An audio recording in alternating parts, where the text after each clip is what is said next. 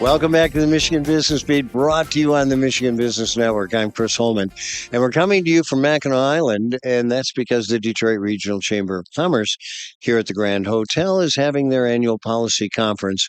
And what is bigger part of policy than transportation in the state of Michigan? So Alan Amici is here. He is the CEO of CAR, the Center for Automotive Research.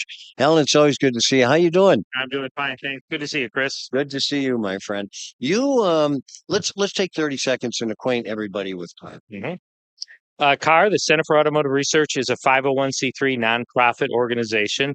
We're based in Ann Arbor, Michigan, with a mission to inform and advise. And we do that through our independent research. We like to bring like-minded and unlike-minded people together to talk about problems in the auto industry.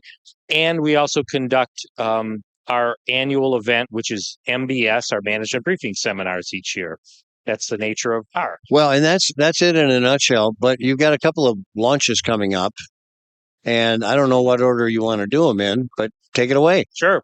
I'd like to share with you that CAR is launching a new platform. We call it CAR 2.0, and this is a new platform for us, and it's comprised of bringing deep industry executives into the fold of CAR, along with our industry analysts. And we brought people in that really understand the nature of the auto industry. These are people that really have developed cars, understand cars, and have launched vehicles in the industry.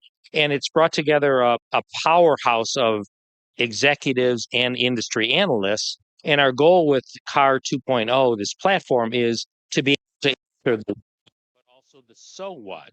And this can allow companies, medium and large size companies, to make strategic decisions. And we think that the future of the automobile industry is clearer with CAR 2.0. Yeah, absolutely. Well, and I got to tell you, the next thing we're going to talk about is the refresh of your MBS, right? That's right. Yeah. Right. So let's go on that, and I want to preamble it with this.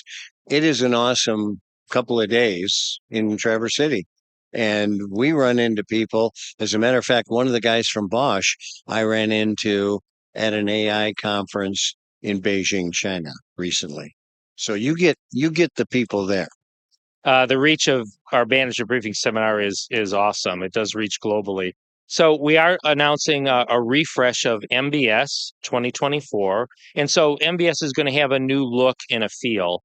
And we've had terrific cooperation with the OEMs. We have much tighter cooperation now, and the OEMs are contributing senior level speakers to this event, which is really important to the quality of MBS. And so the speakers that we're announcing now, we have Mark Royce, who will be who is the president of General Motors, will be a keynote speaker.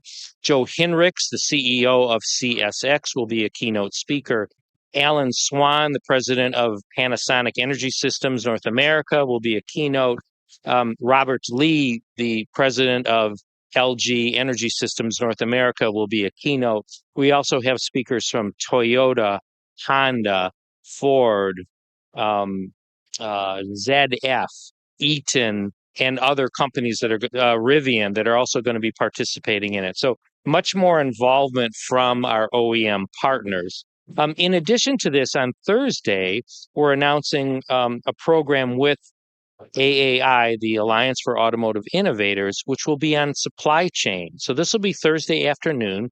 This is a half-day session that will be part of MBS, and this is going to focus on supply chain. So we're bringing in industry executives on supply chain from the OEMs, but also from labor economics and policymakers to talk about how do you make supply chains more resilient? What are the policy impacts of a more resilient supply chain? What does nearshoring mean? What does friendshoring mean? And what are the implications of potentially tariffs to these supply chains? So this is new for MBS. This will be a half day on Thursday afternoon. So we'd love you to come out and check out our supply chain work that we're doing.